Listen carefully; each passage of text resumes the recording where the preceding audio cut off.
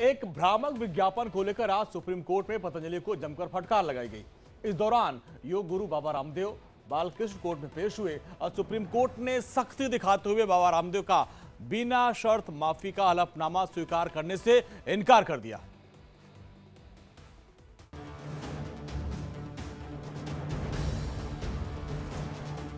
पतंजलि भ्रामक विज्ञापन मामले में आज बाबा रामदेव और बालकृष्ण सुप्रीम कोर्ट में पेश हुए। जस्टिस हीमा कोहली और जस्टिस एहसानुद्दीन अमानुतुल्लाह की बेंच इस केस की सुनवाई कर रही है। इससे पहले 2 अप्रैल को हुई सुनवाई में पतंजलि की तरफ से माफीनामा जमा किया गया था।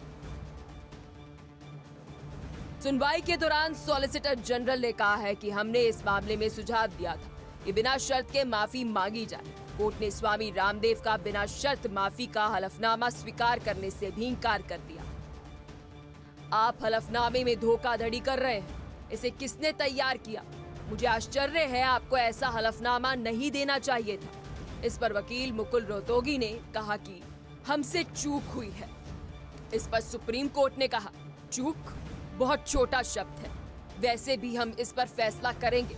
हम इसको जानबूझकर कोर्ट के आदेश की अवहेलना मान रहे हैं। सुप्रीम कोर्ट ने कहा, हमारे आदेश के बाद भी हम इस मामले में इतना उदार नहीं होना चाहते। हम हलफनामा को ठुकरा रहे हैं। ये केवल एक कागज का टुकड़ा है। हम अंधे नहीं हैं, हमें अब सब दिखता है। इस पर मुकुल रोहतगी ने कहा कि लोगों से गलतियां होती हैं, तो फिर सुप्रीम कोर्ट ने कहा, फिर गलतियां करने वालों को भुगतान भी पड़ता है, फिर उन्हें तकलीफ उठानी पड़ती है। हम इस मामले में इतने उदार नहीं होना चाहते। इस दौरान एक शख्स ने अपनी याचिका में इस बात का जिक्र किया कि मेरी मां ने इस विज्ञापन पर भरोसा किया था, लेकिन उनका फायदा नहीं हुआ।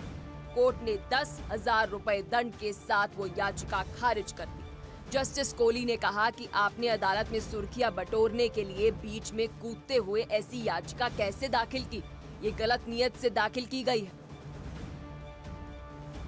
सुप्रीम कोर्ट ने उस जयतिब निहारे की याचिका खारिज कर दी जिसने पक्ष बनने की मांग की थी। कोर्ट ने कहा कि याचिकाकर्ता की याचिका सुनवाई योग्य नहीं है। कोर्ट ने आदेश दिया है कि 10,000 रुपए के जुर्माने को एडवोकेट वेलफेयर फंड में 1 हफ्ते के भीतर भरना होगा। कोर्ट ने याचिकाकर्ता को कहा, 2019 में आपकी माता जी की मौत हुई। आप इतने सालों तक क्या कर रहे थे? Bureau report, India daily life.